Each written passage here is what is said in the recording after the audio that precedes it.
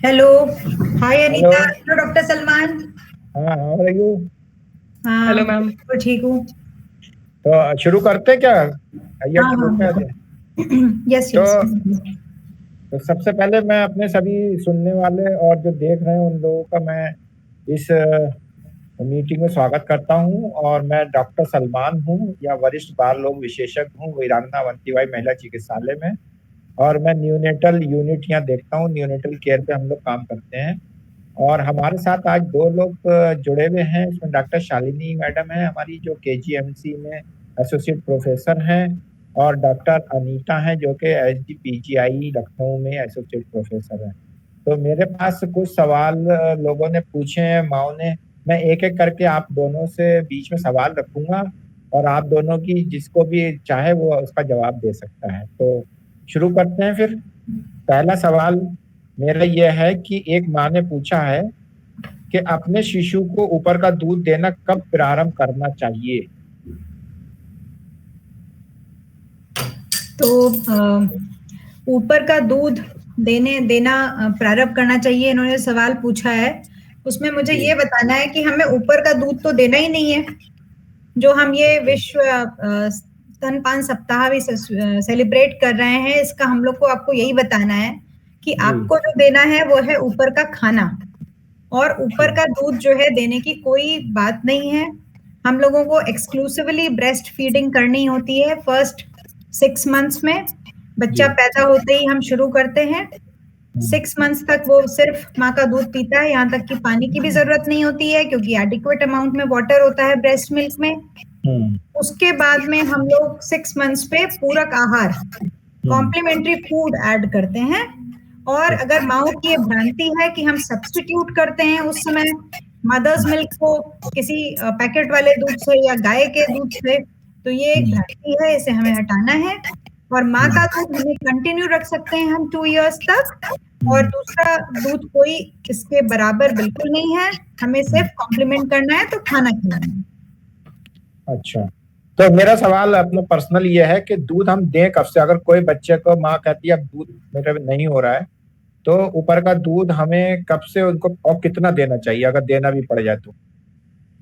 ऊपर का दूध मेरे मेरे हिसाब से जो फूड मतलब जो कैल्शियम और उसकी रिक्वायरमेंट फुलफिल करने के लिए रिक्वायर्ड है, अगर देना पड़ जाए, जो कि रेयर केसेस में, मतलब जब मदर अपना दूध नहीं पिला रही है, तो मेरे हिसाब से हमेशा इन्फेंसी के बाद ही माँ को उसके बारे में सोचना चाहिए। वो भी सीधे ग्लास से, बच्चों को छोटे ग्लास से बड़े बड़े ग्लास पे हम लोग स्टार्ट करते हैं। और पैस्चराइज्ड मिल्क हम लोग देना बेटर होना चाहिए, रादर दैन कि हम ये कोई भी एनिमल मिल्क लेते हैं, क्योंकि कभी कभी एनिमल बॉर्न डिजीजेस भी, जैसे ब्रूसेलोसिस एटसेट्रा, या फिर गोट मिल्क वगैरह देते हैं जिसमें फोलिक एसिड डेफिशिएंट होता है। तो उसके कारण बच्चों को मेगेलोब्लास्टिक एनीमिया एक प्रॉब्लम होती है, वो हो सकती है। तो ये एनिमल मिल्क जो देने का थोड़ा सा चलन है, स्पेशली रूरल एरियाज में, ये हम लोग को नहीं करना चाहिए। तो आपका मतलब यह है कि हमें पहली बात तो ऊपर का दूध देना ही नहीं है, और जी माँ का ही दूध पे रखना है। और माँ का दूध हमें 2 साल या उससे भी ज्यादा जब तक पिलाना चाहे पिला सकती है, हाँ, 2 साल आप कहना अपर चाहते लिमिट है, क्योंकि उसके बाद बच्चे को उसके दांत निकल आए हैं, उसको खाने की सब चीजें देने की जरूरत है। तो 2 साल तक माँ का दूध देना चाहिए। हैं। ठीक है, बहुत बढ़िया आपने बताया। अब अगला क्वेश्चन मैं एक माँ ने मुझसे पूछा है कि मैं ऑफिस में काम करती हूँ और मेरा अवकाश अब खत्म हो रहा है। मेरा शिशु अभी 4 माह का है। अवकाश खत्म होने के बाद मैं स्तनपान कैसे जारी रख सकती हूँ? इसके बारे में ये कहना चाहूंगी कि मैं डॉक्टर अनीता कि ये बहुत इम्पोर्टेंट है आजकल की। काफी सारे वुमेन्स जो हैं वो करियर ओरिएंटेड हैं और बहुत सारे वर्किंग हैं because of several reasons. So still we can try our best. हम अपना हर कुछ कोशिश कर सकते हैं जिससे कि हम एटलीस्ट 6 महीने तक ये जो बेस्ट गिफ्ट है ब्रेस्ट फीडिंग का, वो अपने बच्चों को दे सके। तो इसमें अगर किसी को ज्वाइन करना है, अपना जॉब ज्वाइन करनी है after some amount of time, because maternity leave variable होती है काफी जगह पे, तो उसमें इम्पोर्टेंट ये है कि सबसे पहले तो अपना मिल्क एक्सप्रेस करके वो रख के जा सकते हैं घर पे। दूसरा है कि अगर आपका वर्क प्लेस में अलाउड है क्रिच की फैसिलिटी, जहाँ पे काफी सारे वर्क प्लेसेस ऐसे होते हैं जहाँ पे एक छोटा एरिया होता है जहाँ अपने बच्चे को साथ लेके जा सकते हैं, और in between schedule you can come for breast feeding for a while, थोड़ी देर के लिए आप अपने बच्चे को ब्रेस्ट फीड करा सकते हैं, बीच में निकल के एक्सप्रेस करके रख सकते हैं, और जो एक्सप्रेस किया हुआ दूध है वो अच्छे से कटोरी चम्मच से पिलाया जा सकता है। तो आपकी जो वर्किंग टाइम है उसमें आप 3 से 4 बार आराम से दूध निकाल सकते हैं।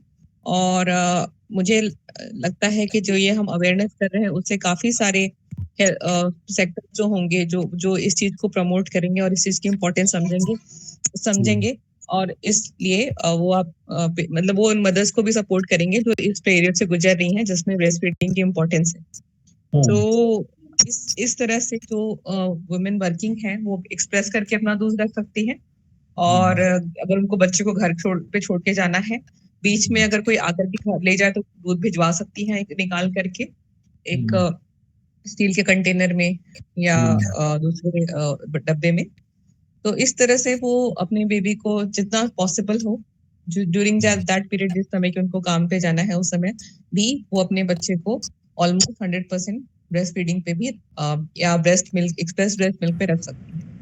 और ये भी बहुत जरूरी है, मान लीजिए कभी ऐसा भी हो कि वो नहीं आ पाए बच्चे के लिए कोई दूध लेने, या मदर बच्चे को नहीं ले जा सके, तो ऐसे में डिसहार्टन बिल्कुल नहीं होना है, अपना मॉरल हमेशा हाई रखना है, साइकोलॉजिकल इम्पैक्ट ना हो।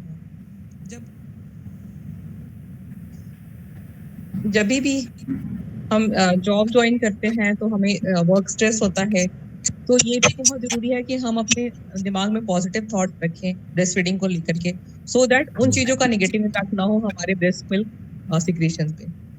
तो ये भी बहुत इंपॉर्टेंट होता है कि अपने आप को साइकोलॉजिकली बूस्ट अप रखें, वर्क प्लेस पे पानी खूब पिए, अपने डाइट को बिल्कुल इग्नोर ना करें, जिस तरह से आप एक प्रॉपर डाइट लेते हैं लैक्टेशन के टाइम पे उसको कंटिन्यू रखें, अपनी जॉब का उन चीजों पे कोई इम्पैक्ट ना आने दें। बहुत बढ़िया, हाँ बहुत अच्छा बताया। और बात मैं और कहना चाहती हूँ डॉक्टर सलमान जी, इसमें हमारे स्टेट में जैसे यूपी के अंदर अभी ये स्टार्ट तो हो गया है कि facility of the creche and the work place के अंदर बच्चे को रखने की एक फैसिलिटी, तो इसका एक बहुत इम्पोर्टेंट गवर्नमेंट को स्टार्ट करना चाहिए, so that mothers they have the facility of वो अपने बच्चों को वहां पे ले आ सकें। ये है तो कुछ जगहों पे बट बहुत कम जगहों पे है। तो मदर्स उनको वो आते हैं और फिर कहती हैं कि फिर वो हम 6 घंटे यहाँ रहते हैं, तो फिर फाइनली द मिल्क ड्राइज है। सो उनको फॉर्मूला पे स्टार्ट करने के लिए बाध्य होना पड़ता है, और शुरुआत में जब माँ आती है वर्क पे तो वो सेपरेशन एंजाइटी होती है, स्पेशली प्राइमरी मदर्स के लिए बहुत डिफिकल्ट होता है टू हैंडल दैट।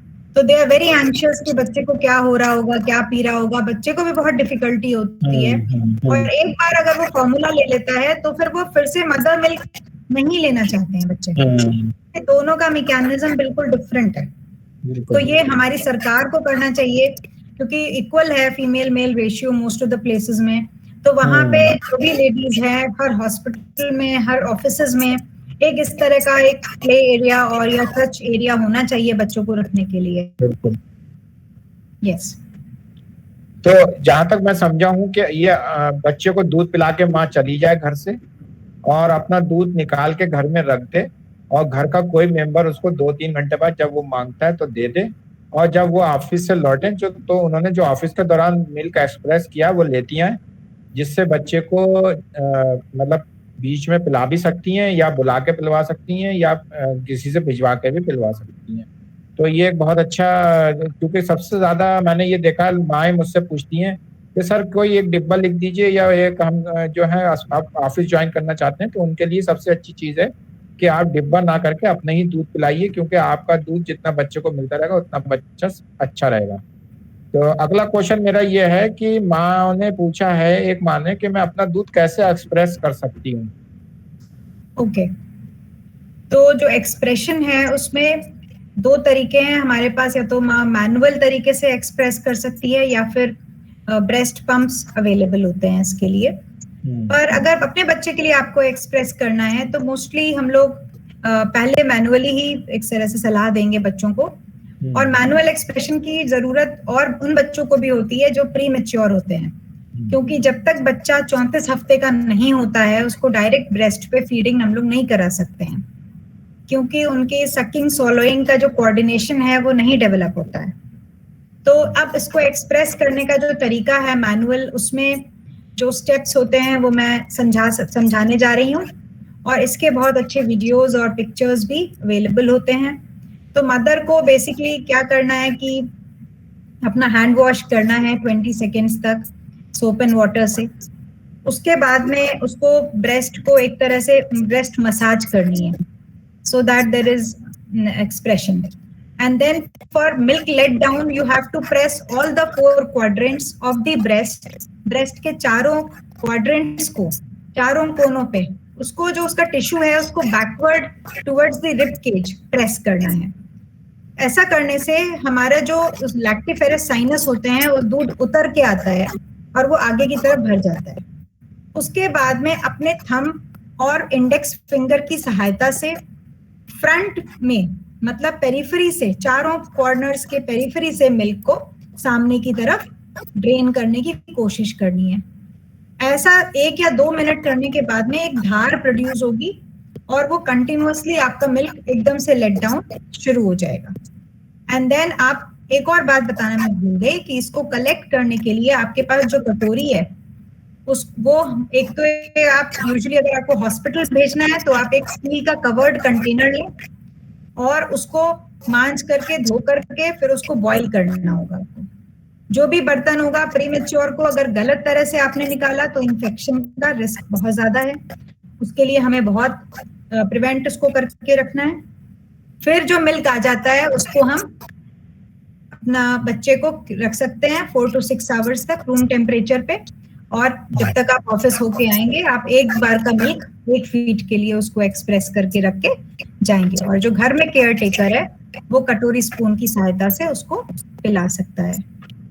ये तरीका है। हाँ, तो आपने इसका अगला क्वेश्चन भी ये था कि कितनी देर तक रख सकते हैं इस दूध को, तो आपने वो बता दिया 4 to 6 आवर्स। और हाँ, ये रूम टेम्परेचर पे है, लेकिन अगर आप रेफ्रिजरेटर में रखते हैं तो इनफैक्ट और हम लंबा रख सकते हैं, लगभग 12 घंटे, 10 से 12 घंटे रखा जा सकता है। रूम टेम्परेचर पे 4 से मैक्सिमम 6 आवर्स तक रख सकते हैं। और जो हम लोग मिल्क बैंक के अंदर स्टोर करते हैं पास्चराइजेशन के बाद में, वो हम लोग डीप फ्रीजर्स में 3 महीने तक रखते हैं, वो इसका स्टोरेज का है जी। इसमें मेरा एक सवाल है कि अगर आज जैसे रूम का टेम्परेचर कितना होना चाहिए, आजकल जैसे गर्मी हो रही है 45, 46 ऐसे टेम्परेचर है, तो फिर हम घर वालों को क्या बताएं कि कौन से रूम 4 घंटा अगर गर्मी है तो not more than 4 hours. 4 hours, ठीक। हाँ, ठीक। अब अगला सवाल है कि मेरा शिशु अभी 3 माह का है और मुझे मेरे भाई की शादी में जाना है। रिश्तेदारों के सामने शिशु को स्तनपान कराने में मुझे शर्म आती है। मेरी सहेली ने मुझे अपने साथ ऊपर का दूध बोतल में ले जाने की सलाह दी है, क्या ये सही है? इसके बारे में ये कह सकते हैं कि पहली बात तो ये धारणा जो अक्सर माओं में भी होती है और काफी सारे रिश्तेदारों में भी होती है और घर गलों में भी होती है कि जो ब्रेस्ट फीडिंग है वो या तो पब्लिक प्लेस में या गैदरिंग में या इस तरह के कंडीशंस में नहीं करा सकते। पर्सनल प्राइवेसी जो है वो एक सब्जेक्टिव फीलिंग है, किसको ठीक लगता है किसको ठीक नहीं लगता है, एक सब्जेक्टिव फीलिंग होती है। But breast feeding should be a pride for a mother, वो एक गर्व की बात होती है। तो ये एक मोटिवेशन अपने अंदर रखना है। शादी में जाना बिल्कुल इम्पोर्टेंट है, जाएं साथ में। और मुझे नहीं लगता कि हम इतनी इम्पोर्टेंट चीज के लिए एक एरिया बिल्कुल हम रख सकते हैं जहाँ पे प्लेसेस हैं शादी में, वहाँ पे फीमेल्स गैदरिंग होती है, तो वहाँ पे बिल्कुल अपने आप को ऐसा नहीं फील करना चाहिए कि हमें उसको लेके कोई शर्म वाली बात आए या हमें ऐसा लो फील करने वाली कोई भी बात नहीं होती है। बिल्कुल, इनफैक्ट जो लोग भी समझदार हैं वो आपके डिसीजन को, ब्रेस्ट फीडिंग कराने के डिसीजन को इनकरेज करेंगे। और ये आप ये एक आप अपने आप में एक उदाहरण बन सकते हो बाकी लोगों के लिए भी, अगर आप ऐसा करते हो कि अपने बच्चे को 6 महीने के अंदर किसी इतने सिंपल रीजंस के लिए ब्रेस्ट फीडिंग को डिसकंटिन्यू नहीं करें। दूसरी चीज ये है कि जो दूसरी बात थी ब्रेस्ट फीड मिल्क को या फिर ऊपर का दूध बॉटल में लेके जाना बिल्कुल सही नहीं है। इससे क्या होता है, जैसे डॉक्टर शालिनी ने अभी कहा था कि ब्रेस्ट फीडिंग और बॉटल फीडिंग का मैकेनिज्म बिल्कुल डिफरेंट है। और दूसरी होती है कि टेस्ट की बात, ऊपर का दूध का टेस्ट बच्चे बहुत जल्दी समझते हैं। तो ये अक्सर पाया गया है कि जो बच्चे माँ का दूध पीते हैं वो दूसरा दूध एक्सेप्ट नहीं करते हैं, और जिन बच्चों को फॉर्मूला की आदत लग जाती है या डब्बे की दूध की आदत लग जाती है उनको ब्रेस्ट मिल्क एक्सेप्ट करने में प्रॉब्लम होती है। तो इसलिए ये बहुत जरूरी है कि इस छोटे छोटे ओकेजन्स के लिए बिल्कुल अपनी ब्रेस्ट फीडिंग को इंटरप्ट ना करें। दूसरी और इम्पोर्टेंट बात है कि अगर ऐसा कोई डिसीजन लेते हैं कि आप किसी जगह जा रहे हैं, उस बीच में आप 2 या 12 घंटे के लिए 2-3 दिनों के लिए आप सोचते हैं कि हम इस बीच में बच्चे को ऊपर का दूध देते हैं, तो इससे हमारी बॉडी की फिजियोलॉजी में फर्क पड़ता है। जो लैक्टेशन होता है, जो दूध का बनना होता है, उसकी फिजियोलॉजी में फर्क होता है और दूध का स्राव जो है वो कम हो जाता है। तो ये बिल्कुल भी सलाह नहीं होनी चाहिए कि आपको किसी भी गैदरिंग अटेंड करनी है, कोई ओकेजन अटेंड करना है, उस टाइम पे अपना ब्रेस्ट फीडिंग डिसकंटिन्यू करें। हम लोग सबको ये इस ब्रेस्ट फीडिंग वीक के ओकेजन पे हमें सबको ये देखना चाहिए कि इन सब छोटी छोटी चीजों के लिए हम ये इम्पोर्टेंट पार्ट मिस ना करें और ब्रेस्ट फीडिंग को कंटिन्यू रखें। बहुत अच्छा। और मेरा कहना यही है कि शादी में जा रहे हैं या जहाँ पर भी जा रहे हैं, प्राइवेसी तो वहाँ पर होती है, आप सेपरेट रूम में बैठ के भी बच्चे को दूध पिला सकते हैं। दूसरा, अगर आपको वहाँ पर रूम नहीं मिल रहा तो कुछ ऐसा शाल या दुपट्टा टाइप का ले लीजिए जो चारों तरफ से लपेट ले, बच्चे को उसमें रख के भी आप दूध पिला सकते हैं। तो बहुत अच्छा बताया। दूसरा ये है कि बॉटल तो बिल्कुल नहीं देना है, क्योंकि अगर आपने एक बार बॉटल लगा दी तो फिर बच्चा आपके आंचल से दूध नहीं पी पाएगा, क्योंकि उसको आदत पड़ जाएगी वहां से, उसको बॉटल के जैसे निपल से पीते हैं वैसे ही। तो अगला सवाल मेरा यह है, जो एक माँ ने पूछा है कि मैंने 3 माह पहले शिशु को जन्म दिया था, परंतु अभी तक मेरा मासिक धर्म नहीं आया है, क्या मैं अगले गर्भधारण से सुरक्षित हूँ? इसमें जो ब्रेस्ट फीडिंग है, इसमें एक हार्मोनल तरीके से एक तरह से कॉन्ट्रासेप्शन माना जाता है, और जब तक पीरियड नहीं आता है because of the breast feeding आप एक तरह से प्रोटेक्टेड रहते हैं, और it is a kind of contraception also, क्योंकि हमें ये भी है कि मदर जो है वो यूजुअली 3 इयर्स तक रेडी नहीं है अगले बेबी के लिए।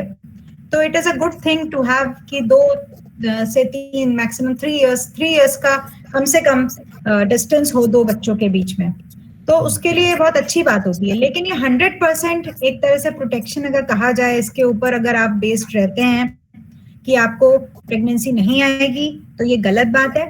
एंड हमें एक full proof 100% full proof method with the advice of the gynaecologist जो प्रेग्नेंट जो लेडीज हैं उनको करना चाहिए। ऑल्दो ब्रेस्ट फीडिंग जो करती हैं माएँ, वो अगले प्रेगनेंसी से काफी हद तक प्रोटेक्टेड रहती हैं। तो इसका कब तक, कितने महीने तक माने वो कि प्रोटेक्टेड रहती हैं अगर एक्सक्लूसिव ब्रेस्ट फीडिंग करा रही हैं? अगर एक्सक्लूसिव ब्रेस्ट फीडिंग है तो ये 3 महीने तक प्रोटेक्टेड रहती हैं, लेकिन उसमें भी डॉक्टर्स की ये सलाह है कि उन्हें 100% ये रूल इसका वो नहीं है। ठीक। अगला सवाल है कि शिशु को कब आहार देना शुरू कर देना चाहिए? शिशु को हमें 6 महीने पे आहार देना शुरू कर देना चाहिए ऊपर का, और इस टाइम पे हम बच्चे को जो है धीरे धीरे आहार शुरू करते हैं, जिसको हम ये कहते हैं कॉम्प्लीमेंट्री फीडिंग होती है। इसका मतलब ये नहीं है कि इस टाइम पे हम ब्रेस्ट फीडिंग को डिसकंटिन्यू कर दें। धीरे 6 महीने के ओवर हो जाने के बाद सॉफ्ट डाइट स्टार्ट करते हैं, जिसमें खिचड़ी, सूजी की खीर, मैश्ड बनाना, ये सारी चीजों से धीरे धीरे शुरू करते हैं। दूसरा ये बात है कि शुरू के 2 महीने जो फूड हम देते हैं उसकी कंसिस्टेंसी जो है वो सॉफ्ट होनी चाहिए, उसमें बहुत लम्प्स नहीं होने चाहिए, बिल्कुल मिक्सर में ग्राइंडेड भी नहीं होना चाहिए। और वो जो है बच्चे को स्टार्टिंग में शुरू के एक बार जब स्टार्ट करते पहले दिन से अगर आप शुरू करें तो 1 बार दिया आपने, फिर 3-4 हफ्ते के बाद 1-2 हफ्ते के बाद उसको 2 बार 3 बार, इस तरह से धीरे धीरे आप उसकी फ्रीक्वेंसी बढ़ा सकते हैं। और जब हम ऊपर का आहार शुरू करते हैं तो इसका मतलब ये नहीं कि ऊपर का दूध भी शुरू करना है, उसके साथ में ब्रेस्ट फीडिंग कंटिन्यू की जा सकती है, और ब्रेस्ट फीडिंग ऊपर के आहार के साथ 2 साल तक कंटिन्यू की जा सकती है। अच्छा डॉक्टर अनीता, मैं एक चीज पूछना चाहूंगा कि ऊपर के आहार में कितने जो कहते हैं ना अलग अलग कलर के फ्रूट, फ्रूट्स इस्तेमाल करना चाहिए, जैसे दालें हैं, मतलब सीरियल्स हैं, और उसमें उसमें उसमें वो भी आता है मिल्क एंड मिल्क प्रोडक्ट। तो उस वक्त मिल्क एंड मिल्क प्रोडक्ट जब ऐड करते हैं तो उसका क्या मतलब हमें मैसेज देना है? क्योंकि ज्यादातर चार्ट में ये लिखा होता है कि 5 तरीके के फूड में से कोई 4 तरीके का फूड होना चाहिए, जिसमें मिल्क एंड मिल्क प्रोडक्ट भी लिखा होता है। तो उसमें आपका क्या कहना है डॉक्टर अनीता? इसका कॉन्सेप्ट यहाँ से आता है कि ये एक बैलेंस डाइट होनी चाहिए। तो बैलेंस डाइट 6 महीने तक तो माँ के दूध में संपूर्ण आहार होता है, और उस समय हमें इस बात की चिंता करने की कोई जरूरत नहीं होती है कि हमें कार्बोहाइड्रेट्स मिल रहे हैं, कि हमें प्रोटीन्स मिल रहे हैं, कि हमें फैट्स मिल रहे हैं। तो वो ब्रेस्ट मिल्क एक संपूर्ण आहार होता है जो प्रकृति ने दिया हुआ है। जब हम 6 मंथ्स पे ऊपर का आहार शुरू करते हैं, तो उसमें जैसे हमारी खाने की प्लेट में हम जानते हैं कि हमारे खाने में दाल होने चाहिए, चावल होने चाहिए, उसमें सब्जियां होनी चाहिए, और मिल्क प्रोडक्ट्स होने चाहिए।